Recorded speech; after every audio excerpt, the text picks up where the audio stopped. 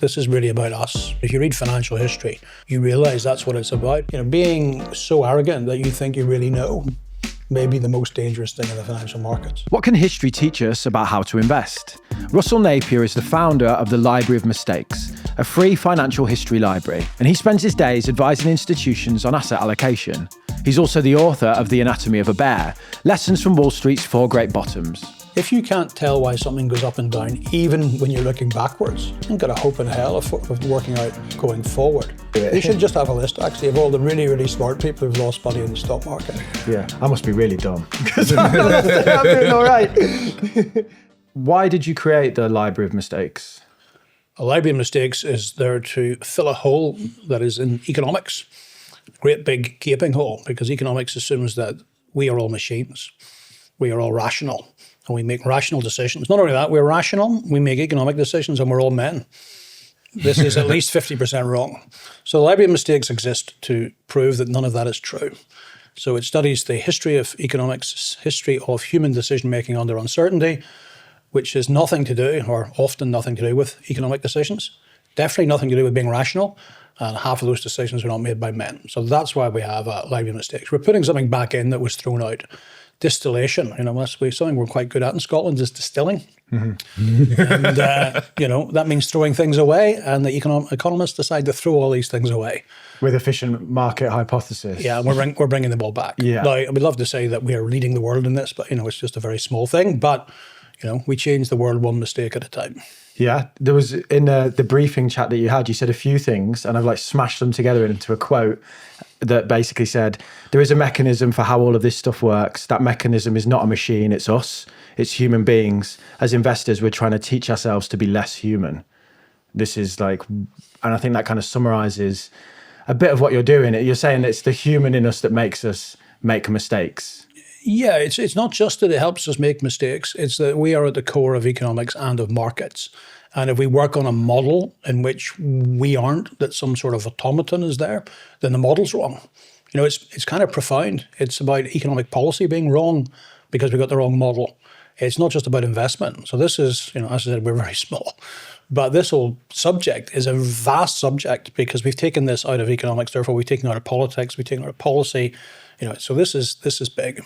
We see there's mistakes of the year and things like this. Mm-hmm. Can you give us some, just to frame some of the clangers that you've seen? Sure. Well, if you go online, you can see me in my dinner jacket presenting Mistake of the Year last year and this year. Both winners have yet to pick up their awards. They are waiting for them. It's what's the bad acting award? Yeah, is it a raspberry? A raspberry, yeah. Well, so I'll tell you who the two winners were this year and last year, and then you'll probably know why they haven't turned up to pick them up. Mm. So this year we had the People's Bank of China. Mm. I think it goes without saying why they wouldn't want to pick it up. And the year before we had Silicon Valley Bank, which certainly in its initial incarnation doesn't actually exist. It was obviously bits of it were taken over. So those are two winners. My favorite one, we have nominations obviously and winners. I just like Mr. Smith. Mr. Smith, I think he's American, and he worked out that because of the streaming system you have for music, he created an algorithm that created lots of really bad music. And then he created an algorithm that demanded the really bad music, and he got his commission in the middle. Oh, wow. No way. And I thought, but he got a criminal conviction. I thought he should have got some sort of award. For conviction? Innovation or something. But I thought, that's brilliant, because that model that they have, that streaming model, somebody worked out how to arbitrage it. Turned out it was a mistake because he got a criminal conviction. So there's all sorts of interesting mistakes going on. We've got a lot of nominations, but those are the two winners. People's Bank of China, Silicon Valley Bank. The third one jumped out at me, Guinness. You said Guinness, because I like drinking Guinness. But they ran out, they couldn't produce beer for the first time or something? Yeah, I think it's the first time. I think even during the wars they were able to produce Guinness, but they ran out of Guinness sometime before Christmas.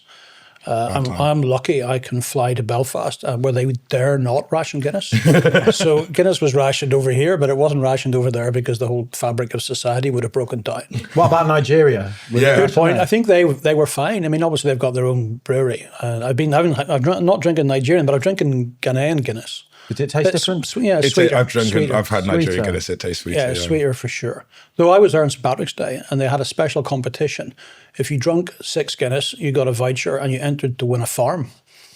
And then I read the small print, not available to foreigners. So I drunk 12 pints for no reason. Just get you 2 tickets. No form. I mean, Oh, you'd have drank the 12 pints anyway, wouldn't you? well, St. Patrick's Day. And it was the same day that Ireland beat England at rugby. So, 12, moderate, I think. Yeah. So I know it's much bigger than just like investing. I mean, when we spoke to Edward Chancellor, it was on the back of his book about interest rates, which he sees as a big mistake. And I know you let him talk at one of your events. But I do want to focus on the human investing aspect a little bit. One thing that I think is key to this is market returns, and it kind of highlights how the human messes with this idea that the market, the market efficiency. Can you explain what you found in terms of returns? Yeah, so there's a go-to book on this, which I was going to mention, is called Triumph of the Optimist. It just looks at the history of returns. Look, that sounds like the most boring thing on the planet. But to anybody who's investing, you have to know what's the art of the possible. So the way I like to say it is this. If I tried to sell you a Skoda car and say it does 0 to 60 in 1 second, and it does 500 miles to the gallon, you would know that that's complete nonsense, because you're calibrated in everyday life to know that cars can't do that. But if I said to you, I've got a fund that will compound at 20% per annum forever, you go, yeah, well, that might be possible. Well, if you knew the history of returns, you'd know that that's not possible, or it's highly unlikely to be possible without me taking excessive risk or excessive Probably a Ponzi leverage. scheme or something. Probably a Ponzi scheme, Yeah. but the great public aren't calibrated. So if you read the history of returns, and that particular book does 100 years, so that's a pretty reasonable guide. It tells you what you should expect and when to know when you're being sold a Skoda that does 0 to 60 in 1 second. It's a beautiful book, and it's expensive. It is expensive. But it's got some lovely charts, like the flow of the size of markets over time, and it plots like America and the rise of Japan. And I quote it a lot in my work. And we need to, we have it in the Library of Mistakes in Edinburgh. If anybody wants to come and borrow it. It's worth the trip because you'll save you the money. It's about 140 quid the book, I think. It's out of print, so it's now going to a premium. We need to do something about that. So if the authors are listening, you should reprint that book. It can be updated as well, because it only goes to the year 2000. How many books have you got in the library? About 4,500 in that library. And they're all focused on this idea of mistakes. No, really, they're business and financial history. So there are successes. Don't tell anybody. Yeah. There are successes in there as well. It's not all about mistakes. It's business and financial history. The name is there really to draw attention to this library. I don't believe in build it and they will come. People have to know we're there. And if you give it a silly name, suddenly people know you're there. Yeah. A lot of these mistakes or decisions based on like human behavior. Yeah. So is that kind of the theme between all of the mistakes? It's not like Absolutely. they were looking at the We charts. are the it was common just, denominator. we got panicked, or I felt a certain way, so I did this. Yeah. So, as I said at the beginning, this is really about us, about human behavior. And if you read financial history, you realize that's what it's about. And you and I together can make decisions that we wouldn't make if we were standing at the with 50,000 Arsenal fans, for instance. You know what I mean? The decision-making process can be contaminated by a feedback loop from everybody who's standing around us. And one of the great things about financial markets is it's not about the decision of the individual. It's not the decision that you make. It's the decision that the group makes. And that group can make radically different decisions. Well, we see it. I mean, we see it in politics. It's pretty horrific and frightening when you see it in action. And somehow when it comes to markets, we kind of assume that's not going on, that each one of us is individually, rationally making a decision, and we're not getting caught up in this great feedback loop. Well, look, you just have to read anything about crypto to see that there's a crowd, and the crowd eggs each other on. And, I'm not saying crypto's good or bad, just to be clear. I'm just saying that quite obviously crowds form. So when we study these decisions, what's really interesting to me is they're not the decisions of the individual. A lot of the psychology work, Kahneman, for instance, is the psychological issues on the individual as decision maker. But even he didn't dare tackle group decision making because it's so difficult and so complicated. So one aside on that, I run a course in finance and I wanted to have a thing on group psychology. I thought it was really important. So I found the 2 UK experts on group psychology. So I phoned the first guy up. I said, run this course. I'd like you to come and talk about mass psychology and group psychology. He said, I don't know anything about finance. I just specialise in football hooligans. I said, you might be surprised. Yeah, The similarities and the themes. So I phoned the second guy up and I said, I want to talk to you about group psychology and finance. He said, I don't think I can help you. I just focus on the police. I said, well, you might be surprised to know. So the interesting thing is it's about human decision making. But that group and that feedback loop, which is clearly evident in working in markets and makes them so much more difficult. These you might experience echo chambers. I think Wall Street Bets was like a kind of an example that made people understand that you could have, because what's happening in there is not rational behaviour. It's often described as degenerate, out of choice, people making ridiculous bets and waving them and celebrating losses. But it's tribal. Every human being wants to be in a tribe. It's just natural. We all seek it every day. And because of the internet now, you can massively amplify it and you can massively amplify opinion. So we've got really amplified tribal behaviour and we enjoy it. You know, most people like, I call it a tribe, I just mean a group. Everybody's looking for their group and you can find them now. And then, of course, it's an echo chamber. The very definition of the group is you exclude people who don't agree with you. Yeah. So I want to come back to this market returns point. I think the stat is that the market will return around 6%, about 5.5% real inflation-adjusted return, global equities. Yeah. But the average person will capture 3%. So what's going on there? Yeah, well, first of all, the average person's doing too much. So, I mean, if you could just say one simple thing, what that tells you is the average person's doing too much. So what they're doing is instead of just holding and taking the return, they're getting caught up after a series of good returns, they tend to buy. And there is a sort of mean reversion. This is what we focus on in my course. There is a mean reversion of returns. Maybe partially suspended at the minute, but anyway, we've said that before. And therefore, a series of good returns is probably going to be followed by a series of bad returns. That doesn't mean to say minus 30, it just means not the 6.5. So when you get a momentum underway, people come in behind it. And the other thing is also true, why they get a poor return. When it's going down, they tend to sell, which is exactly the time to be buying. Yeah. Well, you know, it's not as simple as that. Yeah. Do it, but doing less is the easiest way to get closer to the 6.5. Doesn't guarantee you get to the 6.5, but doing less means it's much less likely you're out at the wrong time and in at the wrong time. Is that right? Yeah, out at the wrong time and in at the wrong time. So, you know, that's the reason that they get 3.5 and the average is 6.5. Yeah. So, you know, you talked about this kind of counterintuitive, or people have a basic understanding of like cars, maybe not the markets. The mistake that people might not understand is that what they pick isn't, you know, if they're picking a broad index, which one isn't necessarily the most important thing. It's the behavior around it, the consistency in staying in. People would think, oh, you know, I don't want to catch a falling knife. Why would I buy the market when it's expensive? Yep. What it shows us is trading around the trade is costly. Yeah, and we need to be clear what trading is. You know, I mean, I do this for a living. I manage my own money. I probably do 2 trades a year. I consider that probably to be excessive. Now, there'll be people listening to this who do 2 a day. Mm-hmm. So we have to get this right. I mean, if you're making these decisions, you know, I think 2 a year is probably about right. 3 a year is probably about right. You definitely don't want me doing three a week. But there's some people who just confuse trading with investing and obviously think they can do it. But the evidence is that they can't. I mean, okay, there are exceptional people who can do it. But the evidence is that it can't be done. It can't be done by professionals, never mind by talented amateurs. So why do you do it? I don't do trading, I do investing. Well, so I mean, yeah. I don't do 3 trades a day, I don't do 3 trades a week, I don't do 3 trades a month. I would say that there's a lot of evidence that people are bad at investing as well, even the professionals, in terms of beating the market. Yeah. But it gets them closer to 6. Yeah. So they may be bad at it, but they're not going to be at 3.5 if they're not trading a lot. No. So the point taken, even the professionals don't necessarily get the 6.5. But they'll get a lot closer than 3.5 if they're relatively inactive. Yeah. Yeah. So do you think then following specific personalities when they invest in, you know, we speak of echo chambers, Michael Burry springs to mind. He's held up as almost like a celebrity within the social media investing world because he was in a film, The Big Short. Do you think that following along with these people for retail investors is a bad idea? Generally speaking, yes. Generally speaking, that would include me then, wouldn't it? Yeah. So I've got to ask you I don't know you well enough yet to say, have you got 6.5%? That's the question I asked Edward Chancellor. Yeah. So generally speaking, the answer would be yes. So you should use so there's 2 different things. There's education and then there's forecasts. And I think you can, you know, Michael Burry, brilliant education, absolutely.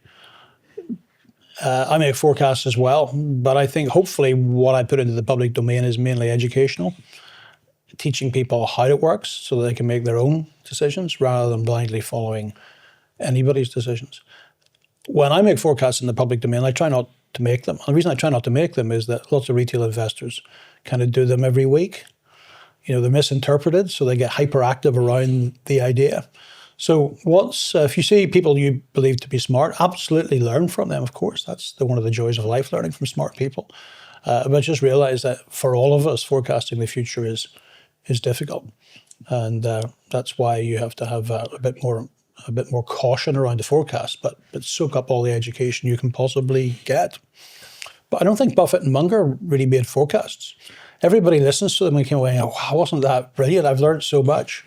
I don't remember them making forecasts. I just remember them sort of educating us. Yeah, and often saying, don't do what we do, buy an index. Yeah. You know, because we live and breathe it. And I think their content was really educational. It wasn't forecasting. So if you're following someone who's like 90% forecast and 10% education, I'd be a wee bit concerned about that. I think with Michael Burry, it's always, he's predicted the next crash and he got one right, you know, and it's I don't read Michael Burry, but, you know, he's a smart guy. Learn from smart people. It's a very simple rule. But in terms of forecasting the future, you're not going to get 3, 4, 5 of these things right. You said never trust a forecast with a decimal point. Do you trust any forecasts? No, I don't even trust my own. Can we edit that bit out? Look, what you do is you're looking at a range of outcomes and kind of probability weighting a range of outcomes. Now, what most people think of a forecast is me jumping up and down, shouting the S&P will be at a certain level by Christmas. Yeah. Don't believe in that. But I still make forecasts. My forecasts are, in my head, probability weighted outcomes. And we all have to make forecasts like that. I mean, you do that when you cross the road, you know, so we're all doing that every day. But the ones that make the headlines are these kind of very specific ones. And I don't really believe in those. I can't think I've ever made one. If I have, I've got older and wiser. Stop doing that sort of thing. But they probably attract a lot of people's attention. Absolutely. If someone's like, this will grow by, expected to grow by 5% this year, you're like, oh, I'll put my money in, you know, so that's the point. People like certainty, and you can sell certainty. And I always think of Mussolini. So Mussolini destroyed Italy, a huge pain for the people of Italy, huge pain for the people in North Africa, but he made the trains run on time. So everybody thought, this guy's great, he made the trains run on time. He provided certainty. And in getting the certainty of that one thing, you get mass uncertainty everywhere else. So human beings' willingness to overpay for certainty has consequences well beyond finance. The whole insurance industry is based on the fact that we can't stand uncertainty. So if you want to sell a forecast, be certain. Those are the ones I don't trust. But if you want to sell one, that's exactly what you do. That's how you sell things. You are certain about what you're selling. It's why army officers often make very good salespeople, because they're absolutely, you know, very convincing, assertive, absolutely know what's going to happen. Of course they don't, but they give that image. They speak with the conviction. Yeah, they speak with conviction, and conviction counts. It matters, and people want it. And you know, it's not a good thing, but it wouldn't exist if people didn't want it. One of the goals of personal finance is to take the money that we earn and to put it to work, so that one day we can hopefully stop working. But I often speak to company owners who have got plenty of money, quite large sums of cash, just sat in their business bank account doing absolutely nothing. So why not at least put that money to work? This is why I'm happy that we're working with Tide. They offer an instant access saver which I use as an account to generate interest on excess money for things like tax savings. New members can earn up to 4.22% AER variable for up to 6 months. I say up to because it depends on how much you deposit in your account, and the more you save, the higher the rate. You can get this deal, plus you can get £100 cash back if you fund your Tide Instant Saver account with £5,000 in the first 30 days, if you use code MAKINGMONEY. T's and C's apply. The code is MAKINGMONEY, all one word, or you can use the link in the description where you'll also find all of the offer and the full terms. The variable rate is correct as of the 8th of May 2025. Yeah, you see it with, say, like a CNBC and the expert that they get on. They bring on an expert who makes lots of predictions, and while the predictions are good, that expert lasts. Kathy Wood, and then they disappear, and then they get replaced by, say, like a Tommy Lee or something like this. I'll also be on CNBC. Okay, yeah. But I fully recognise the cycle. That's how it works. So that's why I'm saying, if you're trying to follow somebody, when you're following it, say, have they taught me anything about how this works? And by the way, there is a forecast. But that's kind of the other bit. And if it's all forecast, I'd be very, very cautious. That's how you kind of divide maybe between the two. And you probably want to, you know, if you're only listening to the forecast but you don't understand the methodology of how it's working, you're not getting the whole picture. Don't touch it. Okay. Don't touch it. That's why the person who's doing the forecast has to spend mainly the time telling you about the grounds for it. Mm-hmm. A forecast in isolation is dangerous, actually, very dangerous. Could we ask about how you actively invest then? What's your methodology? Well, it's multi-asset. So I know a lot of people just like to sort of go all in equities or something. So I tend to be spread across various equities. I have funds. They're not index funds. That's because I'm inside the industry, and I think I know fund managers who can do a good job. I'm not always right about that. So I fully understand why people want to have index funds, even if you know the investment managers. It's not always possible to pick ones that outperform. So it's in funds and it's multi-asset. Okay. Edward Chancellor shared a similar view of I trust people with my money, but I know them personally, and me or Tamaine don't have that access. We can't look in the whites of their eyes essentially, or have any experience. It's exceptionally difficult. You're just picking whoever Hargreaves Lansdown and pumping that. Yeah, well, it's exceptionally difficult because there's two things about a fund manager. One, are they smart? And two, do they have your interests at heart? Because there's lots of conflicts. That means that some of the smartest guys in the business are some of the most dangerous guys in the business. Yeah. There's a great book by John Bogle called Character Counts. And it's very difficult if you're a retail investor to assess these things. How do you really get to grips with that? So, it's better now than it used to be. There's most of the managers are doing webcasts and stuff like that. So you do believe that people can beat the market, and you think that the fees involved in hiring their services are worth it? Yeah. Well, that's what I do, so I must believe it. I was also chairman of an investment trust, so I had to believe it. Yeah. Have you got evidence that supports that? Yeah, there's lots of evidence that certain fund managers can beat the market for prolonged periods of time. It's a very tiny minority. That's the problem. So when you look at the aggregate data, obviously the aggregate data shows that they can't. But the point is, could you have picked them in advance? And for most people, you probably couldn't. Do you think the majority then shouldn't even try and should just go passive? No. So, I mean, we just agreed that it's good for the client, for the customer. Okay, I'm not disagreeing with that.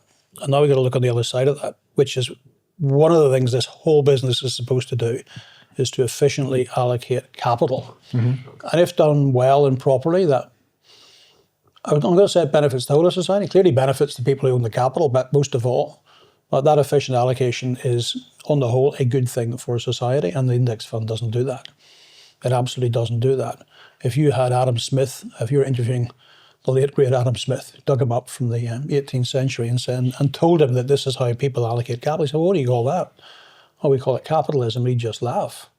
Allocating capital based on the existing market capitalization of a company is kind of nutty when you think about it. If the mechanism itself is supposed to deliver the efficient allocation of capital, works for the customer, doesn't work for society.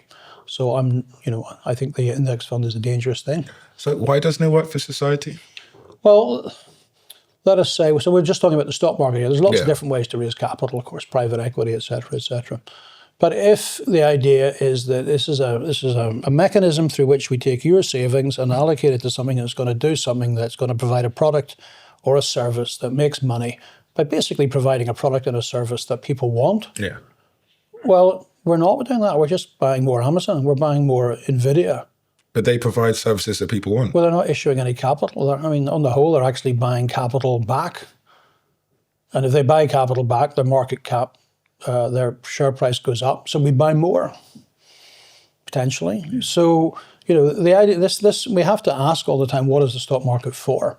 And if it's dominated by index funds, it's not clear to me what it is for, because it's not efficiently allocating capital in a society. So, but what index funds have done is allowed a lot of people to participate in the market that probably wouldn't have in the past because of fees, barriers. So as we said, works for the customer. Yeah. Full stop. Yeah. Is there a consequence of that? That's the other bit we're talking about. Do you think a customer should sit there and give a crap about that?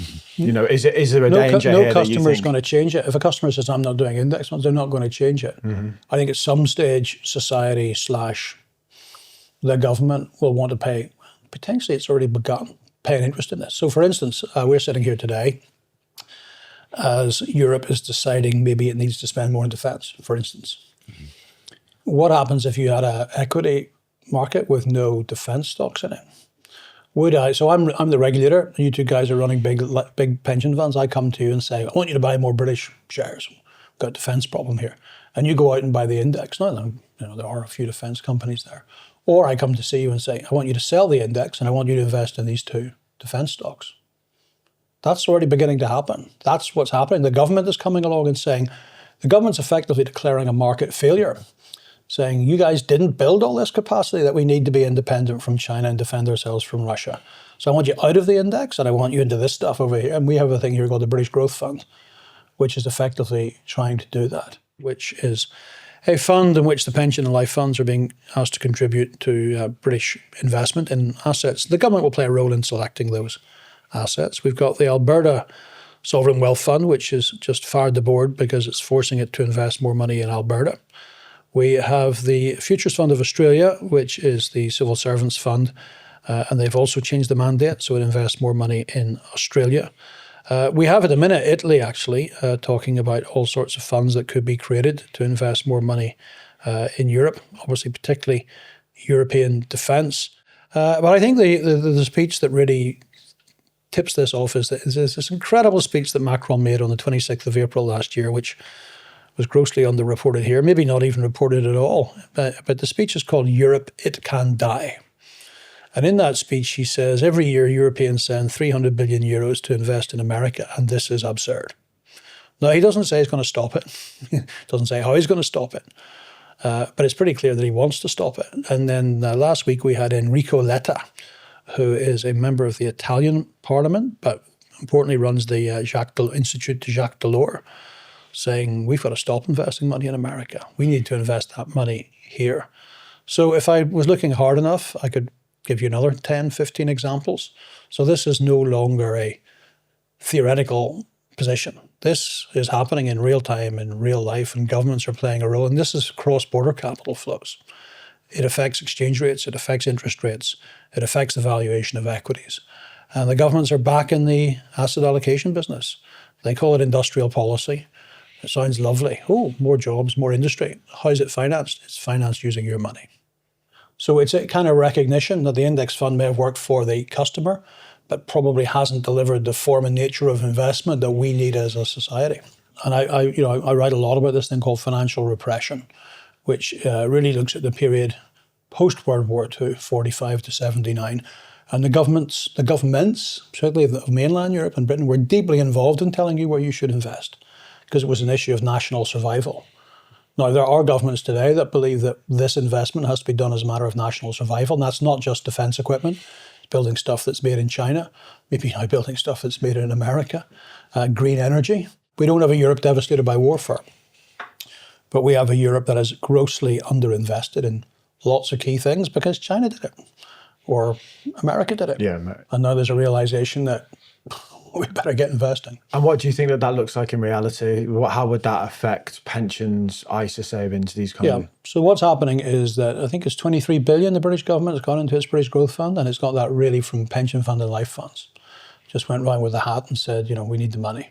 Obviously, the interesting thing is those guys had to sell something to get that. So you can have a look. I mean, this is all online. You can see who's in that fund. And if you've got a pension fund for one of those guys, you're probably going to find yourself in the British Growth Fund. Now, it may be 2% of your assets. It's maybe not such a bad thing. But other things being discussed, or the SIPs, or maybe even ISAs, the argument is being put forward that you get a tax break for this. How can you get a tax break and not invest in the United Kingdom?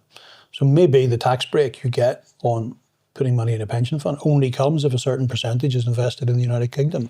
So those are the mechanisms through which a government can influence where your money is invested.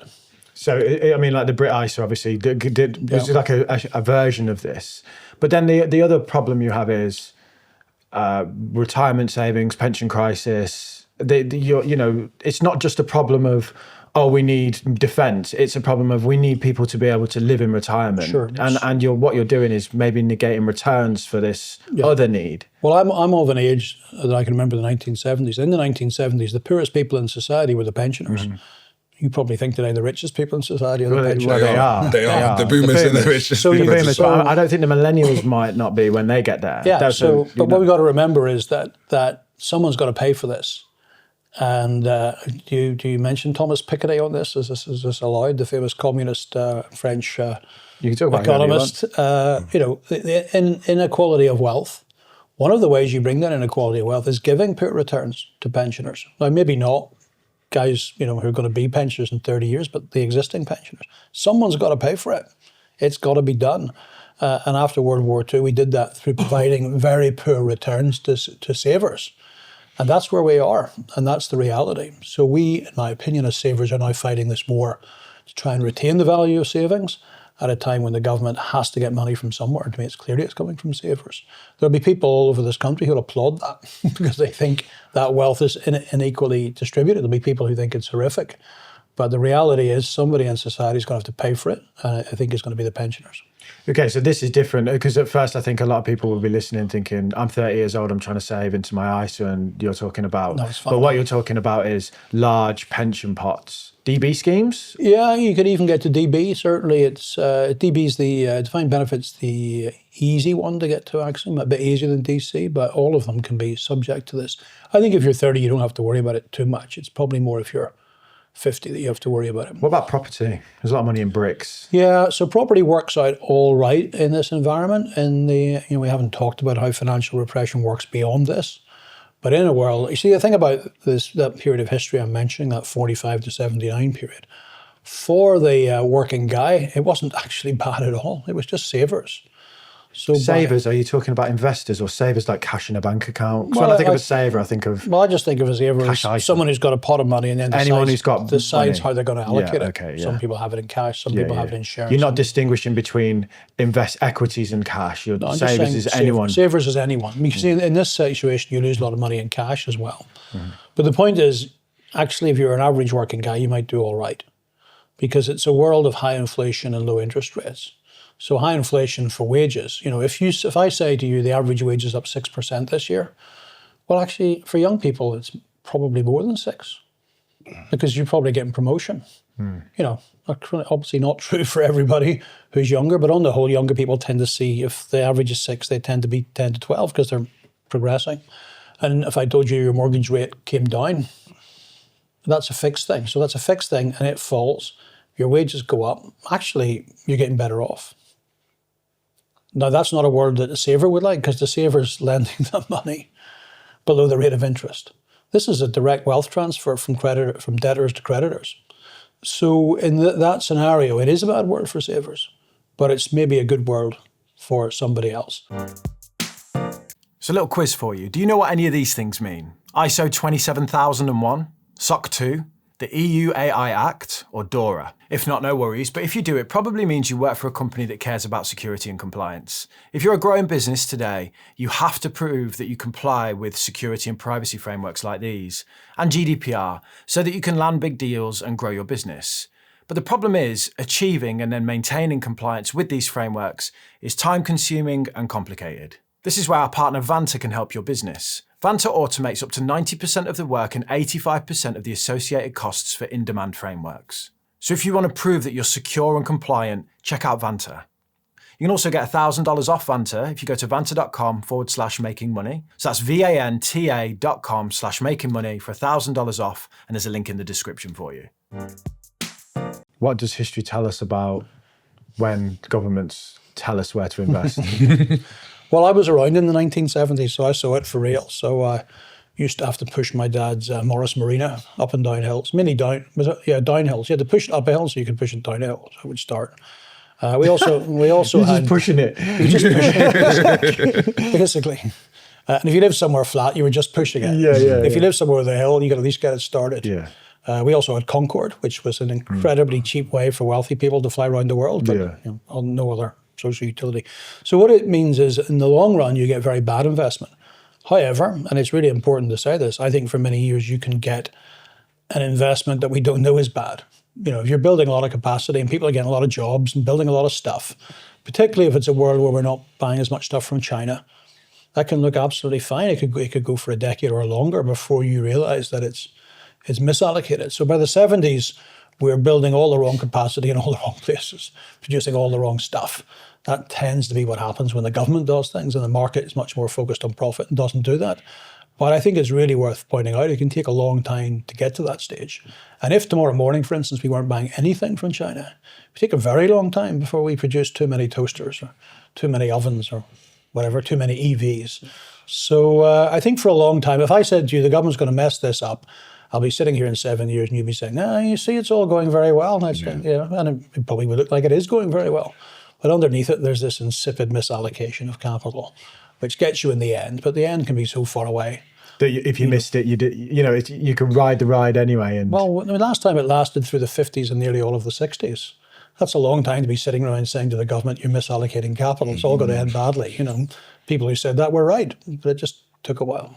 yeah, being late is just as bad as being wrong. I've been doing this for 30 years. I know that. Yeah. You don't have to tell me that. Yeah, I know that. yeah. Is this almost like an extension of Pepper's Law? This kind of the market can stay irrational longer than you can stay solvent. This idea. Yeah. So I've written a book. I've written a book on the bottom of bear markets. If I ever try to write one about the top, shoot me. I don't think you can do it. No. Because there's so much psychology in there. So Pepper's Law is something that it's named after Gordon Pepper, a friend of mine who did sort of what I do a long time ago, from the 60s into the 70s into the 80s. And on his feet one day, because he was teaching in my class, someone said to him, how do you call the top of a bull market? Which, I think you could write 50 books on that and not know the answer to that. And just off the top of his head, he said, well, you work out how long you think this can go on, then you double it and take off a month. The top of the bull market. Yeah. If you see a real raging bull market, however long you think it's going to go on twice as long, and then you take off a month just to be on the safe side. And then you might still be wrong. And you might still be wrong. So at least in a bear market, you kind of know when things are cheap. You don't know that they're going to get cheaper, but at least you know they're cheap. You know they're worth buying. You know they're worth buying, and over a long term, they're going to be absolutely fine. So there's something more tangible there. And then in my book, I look at why real big bear markets trigger tangible changes in the structure of monetary policy, which we saw with the introduction of QE. So I think there's much more chance of getting the bottom of a bear market than top of a bull market. Of course, there's psychology. There's the psychology of doom at the bottom of a bear market. It's never coming back. It's never coming back. It's all over. It's going to zero. Yeah. What do you think you're saying? But at least you know when you're getting some sort of value. But at the top, it's all psychology. It's very, very difficult. I'd love someone to write a book about top of bull markets. I'd love someone smarter than me. And I think it would have to be a psychologist to write that book. Well, this is why we hang on to stories like when the shoe shine boy tells you to buy a stock, that's when you get out. Because there is no, this is the marker. Because every time we say something's expensive, Palantir comes along and is 400 PE and is the highest valued stock ever on earnings. I think one of the ways you can do this is you can look back with the benefit of hindsight and say, with the benefit of hindsight, why did we know the stock market topped in March 2000? And their answer is, even with the benefit of hindsight. There's one report on the cash burn in corporations, which often gets a lot of credit. I'm not sure how true that is. If you can't tell why something goes up and down, even when you're looking backwards, you've got a hope in hell of working out going forward. And I think most bull markets, you can say, I know why it couldn't go on, but I don't know why it stopped that month and not 6 months before or 1 year before. I think the answer is simple, because when you're approaching the top of a bull market, people are buying things that they don't know what they are, they don't know why they're priced that way. So there's no rational argument towards the price. But the thing is, it can go on for much longer than you think. Because they don't know what they're buying or what the price is. Whereas cool. people like yourself would be like, why are people buying it at this price? That's not even in their heads. It's just, well, my mom told me it's going up, so I'm buying it. In that bull market, the dot-com bull market, there were companies, let's say it was a pet food company, it would just put .com after its name and it would double. Yeah. So you saw things like that and said, this isn't going to end well. But it went on for another year. That wasn't enough. I mean, it was enough if you're a long-term investor to say, get the hell out, don't touch this stuff. But if you're only trying to call the next 12 months, that kind of stupidity wasn't enough. The quote you gave was from Keynes, the market can remain irrational longer than you can remain solvent. And he should know, because he was quite often teetering on the verge of insolvency. Because he worked on leverage. He borrowed money to have his, what he called what did he call it? It was business cycle. He didn't call it business cycle, credit cycles. And he was a genius, but even he couldn't call the top of bull markets. Isaac Newton lost most of his money investing in, what was the shipping company? It was a big bubble. South Sea bubble. South Sea bubble. Yeah, he actually said, I think I can discern the movement of the heavenly bodies, but I cannot discern the movement of men. Yeah, probably the smartest guy, or one of, and he couldn't do it. We should just have a list, actually, of all the really, really smart people who've lost money in the stock market. Yeah, I must be really dumb, because I'm doing all right. There's a lot to be said for it. As I said at the beginning, character counts. And, being so arrogant that you think you really know maybe the most dangerous thing in the financial markets. Yeah, I didn't want to call it arrogance, but I was going to pose the question to you of is there an element of that in your like investing philosophy? 99% of people can't do this, but I can. Sure. Well, I also believe I'm better at everything. Man after my own heart. Yeah, just got to self-belief. It's weighting that. So I get very bullish on something. Do I put all my money in it? Of course I don't put all my money in it, because I know I can be wrong, and I have been wrong. As I've been writing stuff for 30 years. So it's about calibration to back as far as you can back. It's the Cheltenham, we're speaking on Cheltenham Gold Cup week.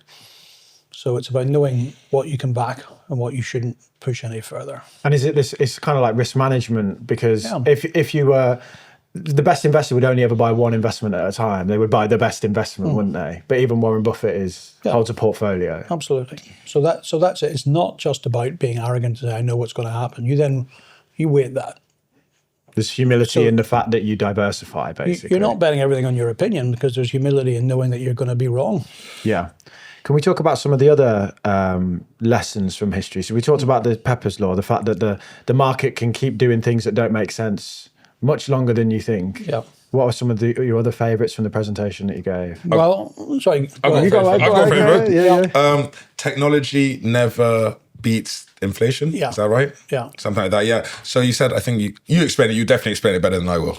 Well, there's been a long period of time when it did, or seemed to. So, I'd be talking about inflation. And basically, anytime you talk about inflation might come back, on those days, what you hear is, well, Jeff Bezos will never allow that. We'll never allow the price to... Yeah. As in, they will keep dropping the price of goods. Well, Jeff's got this great big thing here which sources goods from all over the planet, and he's always sourcing them at cheaper prices. He's always passing that on. So Amazon combined with the emergence of China as a producer means that technological innovation, the two combined, means that prices can never go up. Like TVs keep getting cheaper, this idea. Mm. But there's another school of thought that says if you print enough money, you can create inflation in anything. And of course, lots of evidence of that, because although there were many countries for the last 30 years where prices were coming down, there was an awful lot that also had hyperinflation. So how do we account for that? Well, it's pretty easy if you look at the growth in the money supply. So attributing inflation to growth in the money supply is somewhat, let's just say it's somewhat out of fashion, but I think it's the truth. So back to the point on technology, let's go back to 1900. So we've now got 124 years of massive technological innovation in a way that you could never have foreseen. And prices are massively higher than they were. But so is the supply of money. I think it's the people printing the money who like to say that it isn't the printing of the money that's causing the issue. Well, I think if you look at the comment section on any video I've ever done about inflation, everyone's like, it's the QE. It's the money. You can't dump $1 trillion into the system and not expect the money to become less valuable. But they're like, oh no, it's Ukraine, or it's supply side shocks. Or... For a long time, inflation came down and they took the credit for it. And then when it goes up, it's not their fault. Yeah. So, you can't really have it both ways. And that's what they're trying to do. They should never have got the credit for inflation coming down in the first place. And we can do 90 minutes on that. But they can't avoid all blame for it going back up either. And why is this specifically technology? I mean, when you say technology, do you mean like phones, computers, or does that also count things like cars and... Oh, it's everything. Everything. It's just producing cheaper food as well. I mean, if you think of the technological innovations over the last 100 years in food production, how many man hours it takes to produce food, those have all massively, massively improved, and the price of food is up huge amount. Do you think a fish supper was 12 pence when I was a boy? It's now 15 quid. We're going to have one after this. On Queen's Park. It's about 40 quid, I reckon. Yeah. So we're talking about the innovations in fishing. I mean, there may be a lot fewer fish in the sea, but the technology of getting fish out is massively improved, as is growing potatoes. So what happened? How come my fish supper it's gone up 100-fold? I had a VC client, they used drones to find out where the fish are in the ocean. So they save all the time on the ship. Yeah. The drone goes there, scans the water. They say there's 200 fish over there. Then they go get the fish. Poor fish, brilliant. I know, right? They're screwed. There's no hiding now. But it's a brilliant example, because when I say technology, we think iPhone, but it's actually fishing. It's growing potatoes. It's so many things, and yet the prices are higher. Well, it's almost like technology's allowed them to print loads of cash, because the technology brings down the cost of the thing, and they're like, wow, we can just inflate the money supply, because if the technology wasn't there, we were still doing it with rods. There is a good point here, which is should the central bankers have been trying to create 2% inflation in a world where technology was delivering deflation, or China was delivering deflation. Should we have done it? Now, they are adamant that they should have done it, and there's a whole speech, November 2002, what's known as Bernanke's helicopter speech, about why it's essential to keep 2% inflation. But I think that arguably if the market wants to sell things cheaper, you should let it sell things cheaper. And they were the sworn enemy of that. So to your point, actually this technological thing is part of the problem, because the central bankers wouldn't let it deliver what it would naturally have delivered. And in trying to keep the inflation there, I think they created too much credit in the system. And one of the reasons that debt-to-GDP is so high was because of this mistake in central banking. But we all know why it happened. But the last deflation they'd ever seen created the Great Depression and World War II. So you would be scared of it. You would be scared of it. I think if I'd been a central banker, maybe I'd have done exactly the same thing. But you don't want it on your watch. You don't want it on your watch. This is it. You don't want that. You want to be the guy that caused the next Great Depression or whatever. So we're now back to human behavior, aren't we? Even central bankers. They thought maybe we should let this run, but I don't want it on my watch. If this goes wrong, it's Great Depressions and World Wars are not good things to be blamed for. No. And let's not forget Hitler, Mussolini and Stalin, who you could also say you were, so that was about human beings making decisions. There is a brilliant article on this by Arthur Burns, who was the chairman of the Federal Reserve during the 1970s. Everybody looks back and scoffs at him now and says, what an idiot. Couldn't control inflation. But in Sarajevo in 1979, for the Peterson Institute, he gives this incredible speech. You can get it off Google. The anguish of central banking and how central bankers are human beings and the things that they, what's the right word? The things they capitulate on, the things they accommodate, because they're also human beings.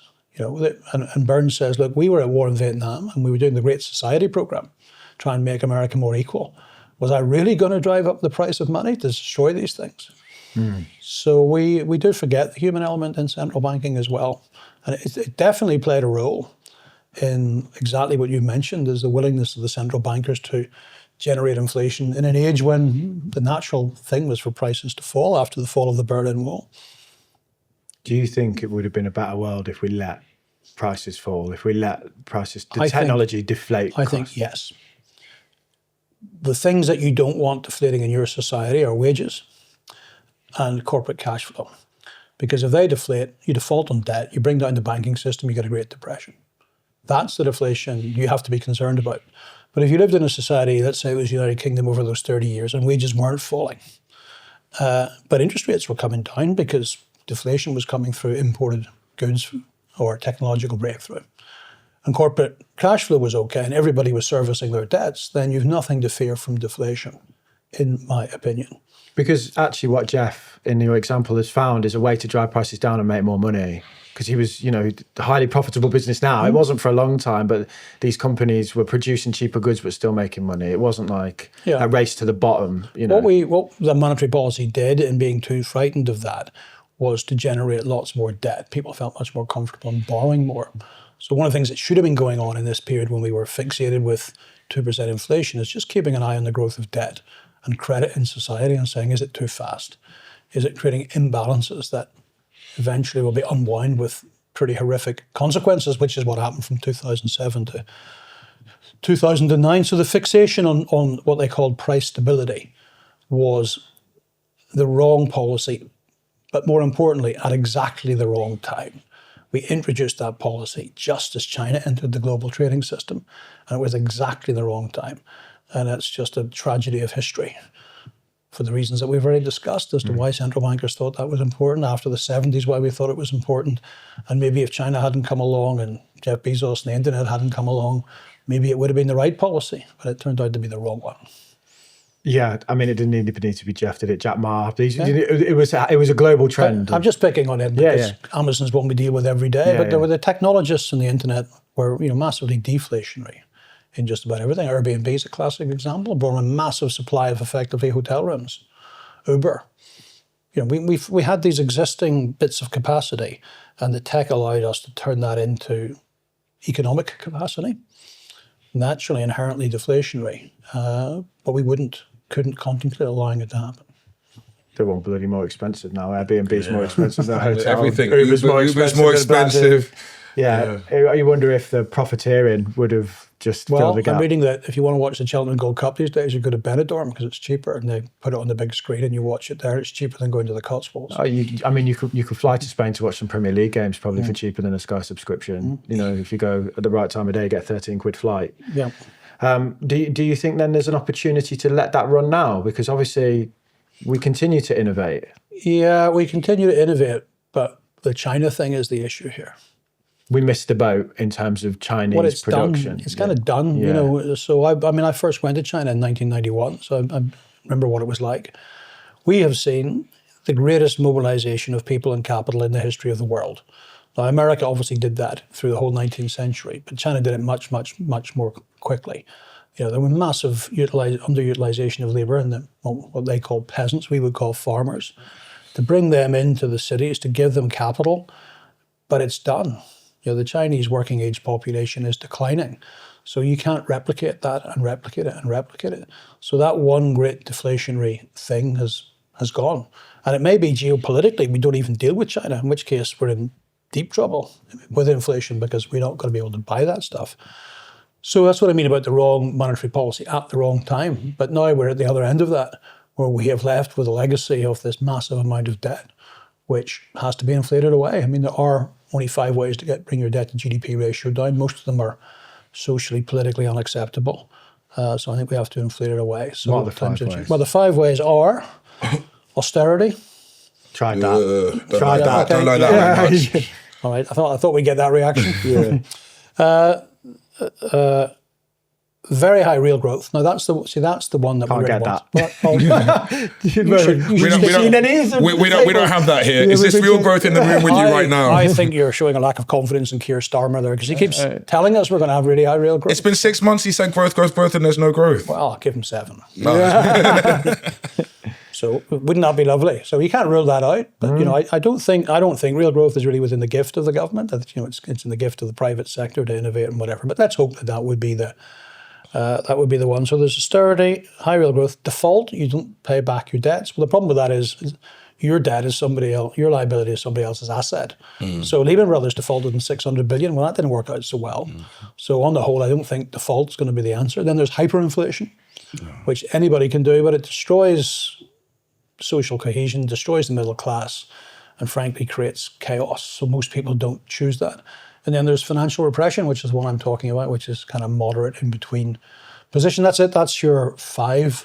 So I think, you know, we're going to end up with financial repression, which is higher inflation than we have had heretofore, but crucially forcing low interest rates at the same time. And that's how you're going to try and solve it. So, you know, when China emerged, debt to GDP it seemed quite high at the time. It was chicken feed compared to where it is now. So we're in a structurally completely different place.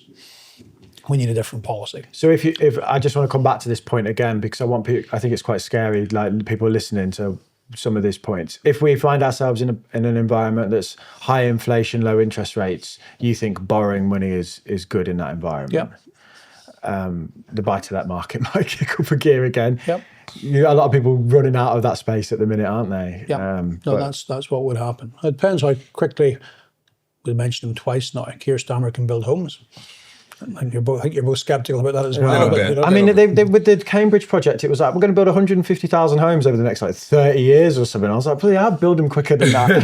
Literally, could build them get the boys done, we'll get it done. So I on that issue, I share your skepticism. So I think, houses are going to be okay. Look, they can be okay in real terms, but not nominal terms. People need to think about this. In the 1970s, people will tell you, I bought a house in Hampstead for £2,000. And by the end of the 1970s, it was worth 100,000, or let's say £7,000. What you find, if you look at the data, you find that the house price basically went up in line with inflation. But if you borrow the money to buy it, you made an absolute fortune. You get leverage because someone else's debt. So although the house price may only have risen with inflation, you made an absolute fortune, and that's because you borrowed the money to buy it.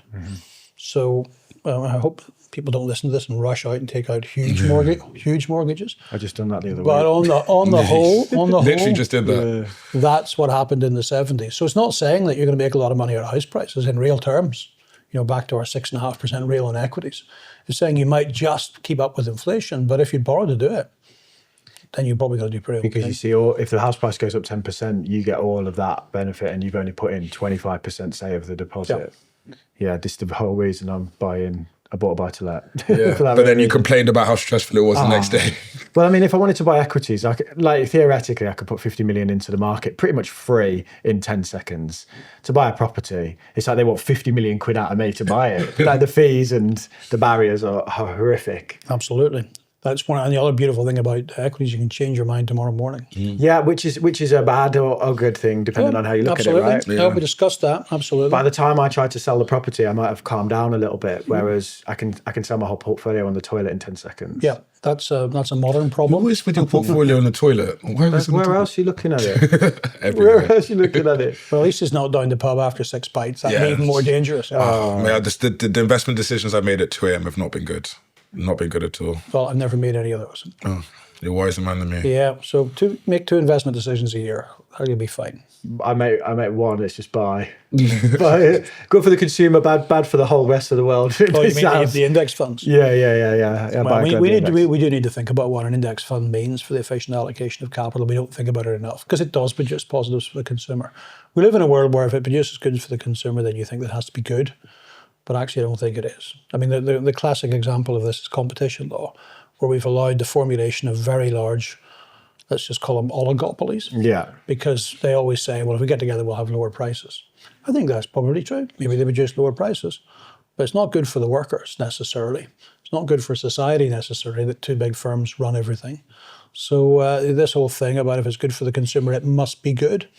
Is it good that the world beer industry is coming back to beer, is dominated by these big brewers, or is that bad? Because they're now politically very powerful. Yeah, so they're in delivering cheaper products for the consumer. Their political power becomes immense because they're so big. So there's a great book on this by Jonathan Tepper and Denise Hearn called The Myth of Capitalism. You know, Adam Smith was absolutely adamant that capitalism was about competition. Well, in many sectors of society, we have these companies that say they provide things cheap, but there's no competition, or they're very limited competition. So we have to think about these things in a different position than, hey, if it gets something cheaper for the consumer, it must be good. There are other consequences of getting things cheaper for the currency, which may be for the consumer, which may be bad. The previous guest we had on was very much in favour of low regulation environments, leaving businesses alone and just letting them do their thing. But what you're saying there is that you can be in favour of both of these things. So, but if a firm becomes so dominant, it has to be broken up to create more competition in exactly the environment that guest discussed. So we're not saying that you need to regulate the firms. We're just saying you need to make sure that if a firm becomes over dominant in its industry, it gets broken up. And that's what happened in society. I mean, the oil businesses president broke those up back in, was it 1911? Teddy Roosevelt. The Americans also broke up their telephone, AT&T. They broke that up because it was too powerful. Eisenhower wasn't around long enough, but I think if he had a chance to break up the military-industrial complex, he might have tried to break that up. And the concern was they were too politically powerful. It wasn't necessarily just about the economic consequences. So through America in particular has taken action in the past to try and break up these businesses, but that's not the same thing as regulating them. It's just having 6 of them competing as opposed to having 1 of them. Yeah. Are you optimistic for the hopes of the UK over the next 30, 40 years? So optimistic about the United Kingdom, it's unbelievable. It surprises me considering the tone of the conversation. I know, right? Well, I mean, think of all the things that we've got going forward. So we'll leave Brexit out of it, and we'll just leave that. You list them, please. But so there's a couple of things we forget about the UK. We are the most devolved in government that we've ever been. You know, so you're inside the European Union. Obviously, a certain amount of power goes to EU. But while we were doing that, we were moving power to Scotland, Wales, and Northern Ireland, and mayors of regional cities, all of whom get some power. So we're devolving power. Now you take away the European Union, and now you've got massive devolution of power. We're emerging out of the European Union with this massive amount of devolution of power. Now the problem is we don't necessarily have politicians who are competent to run the devolved power, but you've got to be somewhat optimistic that having devolved the power, we get the people to do it. We've got massive legal immigration, really high quality people wanting to come and live here, which is a huge asset for the country. We've got a current account deficit, which is relatively small by our own standards. We've got a lot of new visitors coming from America. They're called Democrats, who are desperate to come and live here. I think we've got quite a few people from France who'll be desperate to come and live here. as well. The untold story of the United Kingdom and why it's been so bad for so long is we've been de-gearing. At 2007, we're highly geared. If you look at the private sector, particularly the household sector and the corporate sector, we've massively reduced the levels of debt.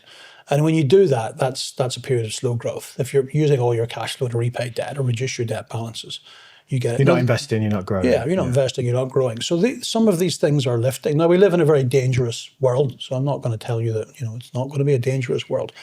But the United Kingdom within that has very cheap equities. I think the currency is relatively cheap. Tourism is booming. I mean, that's my opinion anyway. I see tourism everywhere. Because we're a cheap place to come. Well, and we got a lot of history. We seem to be cheap for Americans. Yeah. I'm not sure we're cheap for Europeans. But I've just been to Rome last week. It just seemed to be no more expensive than here, maybe a wee bit cheaper. But I think for Americans, we're probably very cheap. We seem to be cheap for Chinese as well. Yeah, There's we're plenty definitely of cheap them for the around. Chinese. So when you start adding all those things together and the equity market's so cheap, and we're talking about a world here, is it going to be a good place to live? That's not really about the stock market. That's about, are people employed? Are they getting decent wage growth? And we're going to have this massive investment boom. So if we define it by the welfare of the people, I think it's going to get a lot better. You heard it here first. I'm not running for political office, I should say. That's not a campaign slogan. But I think it's going to be better than we can all imagine. I think the United Kingdom is going to shine out as a place where we will stick with the rule of law, we will stick with property rights, and on a relative basis will be seen as a good place to invest. I hope so. Do you, no forecasts, but do you think we're heading for a bear market? Yeah, particularly in America. I mean, it is grossly overvalued. The arguments I've been putting forward to back that up really relate to a withdrawal of foreign capital from America. That even before Trump, this was true. But the more Trump beats people up on trade, and he may say, well, I always win the game on trade. Maybe. But you do know that foreigners own $61.5 trillion worth of your assets. 54.5 trillion of that, should put that into context. People will be saying, is that still a big number? 61.5 trillion is 209% of GDP. If you, as Donald Trump, create uncertainty as to how you're going to treat foreigners, maybe not as well as you're going to treat everybody else, why wouldn't they sell? If we, the United Kingdom or France or Germany, wants to bring savings back to build all this capacity we're talking about, where are they going to get the money from? Overseas liquid portfolio assets, that's the treasury market and the S&P 500. So I think he's undermining the foundations. So 33% of the treasury market's owned by foreigners. The number, this is all data from the United States Treasury, 40% of the corporate bond market's owned by foreigners and 17% of the equity market's owned by foreigners. I think that capital will be leaving. He thinks it's going to be coming in because he's got Mayoshi Son and all these guys pledging billions to come in for foreign direct investment. But I think the portfolio investing will be going out. So my basis for a bear market is not saying, hey, there's going to be a recession. It could well be. I don't know. I'm not really in the business of forecasting recessions. I think there's going to be a significant exodus of capital from the United States of America to fund what has to be funded across the developed world, including Japan. The two countries that really count in this are Japan and Germany. They're the countries with the big net positions in overseas portfolio assets. I think both of them need money home. And both of them, well, Germany needs to invest and Japan needs to shore up its exchange rate. And when you look at what they're going to sell, it's America. And you think, because if you look at, books like The Triumph of Optimists and stuff, and you see American outperformance tends to then be followed by the rest of the world outperforming, and it kind of goes in these cycles. And we've had this long period of American outperformance. It's probably about 4 or 5 years longer than any other period. Do you think we're going to revert? Yeah. So we have a word that keeps cropping up here. It's called exceptionalism, right? Yeah. So when I started in this business, it was Japanese exceptionalism. Yeah. Because the Japanese were much better at running companies and their stock market was on 60 times earnings. Turns out it wasn't on 60 times earnings because they were that exceptional. Turns out it was a money, credit and asset bubble. Mm-hmm.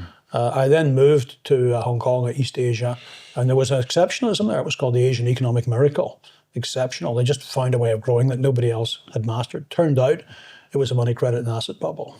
Then we had that wonderful period of Irish exceptionalism. You remember that the people of Ireland had been enfranchised to become the world's greatest entrepreneurs. Many of them actually did.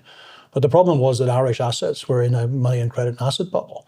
So when you have that exceptionalism, which is what those long cycles are about, that God, these guys have got the magic They know how to do it. The rest of us are really stupid. And that's what we got to with America. We say, they know how to do it. None of the rest know how to do it. And there's a little bit of truth in that, but there's always a little bit of truth in everything. But then it turns into 38 times cyclically adjusted PE, debt to GDP ratio, the highest ever recorded in the history of the country. And it's clearly a money credit, an asset bubble. And we like to explain it away as American exceptionalism. And perhaps the market's beginning to work out that it isn't all about American exceptionalism.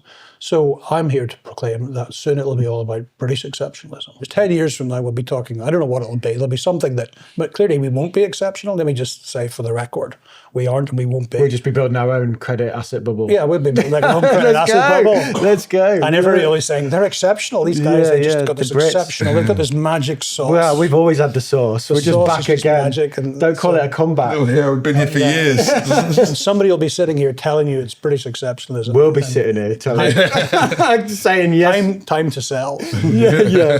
There you go. That's when you've got the top of the it was that easy because not all of them. I've only seen 4 or 5 exceptionalisms. And it's not actually a word that crops up that often. When it does, that's when you sell. Yeah, when it That's does, the when top it of the does, bowl. I think you have to. There's your book. You have to give it a good sniff and say, really, that exceptional? Yeah. Really, 60 times or 38 times Cape and other markets at about 12, 13? No, I don't think so. Yeah. So, if I was visiting the library tomorrow, what books do you think I should pick up? Yeah, so we've discussed Triumph of the Optimist, Dimson, Marsh and Staunton, the history of returns, calibration to know what's possible and what's not possible. I think it's important to understand money and credit.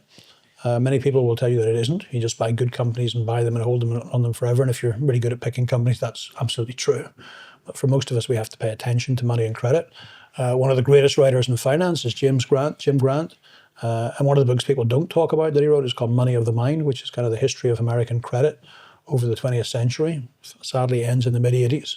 But anyway, it tells you how credit works, tells you how it can be socialized, and gives you some idea when there's too much credit in the system. So I definitely recommend Money of the Mind. The most fun book in finance is probably The Money Game by Adam Smith, which is not the 18th century Adam Smith. It's the pen name of George Goodman. And he writes a very thinly fictionalized account of stock market shenanigans in the 1960s. And nearly any professional will tell you it's exactly the same today. And there's a lot of nonsense going on and trading going on, but at least you know that ended badly and you can kind of see some of the behavior associated with, let's just call it over-exuberance. Mm-hmm. A little bit of nonsense, don't we? Having done the nonsense, let's do the serious stuff. There's a history of interest rates by Homer and Scylla, which I think is interesting. And the difficult one that I think is important, but it is difficult, is Schwartz and Friedman's Monetary History of the United States of America. I think if you can understand that, and it took me 3 readings to understand it. I took you 3 readings. I must be reading it in 10 years, waiting for exceptionalism, reading the same book. If you really want to challenge yourself, that's the one. But I think that's the only book that really understands where how money is made, how money is destroyed, and its relationship with credit. And it's not easy. So maybe you want to stick to Adam Smith and The Money Game. Yeah. Adding them to your reading list then, Tremaine? The Monetary History of the United States sounds like a nice, easy read. Yeah, sandwich it between your Mr. Men collection or whatever you're reading at the minute.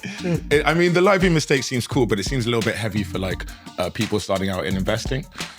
Word on the street, Mo, you've got a course for beginners. We do actually, yeah. We'll leave that below, linked in the description. Hopefully shouldn't take you 3 goes to wrap your head around it. Yeah, I hear it's pretty good. Nice and simple. You're here because you've not done it. Yeah.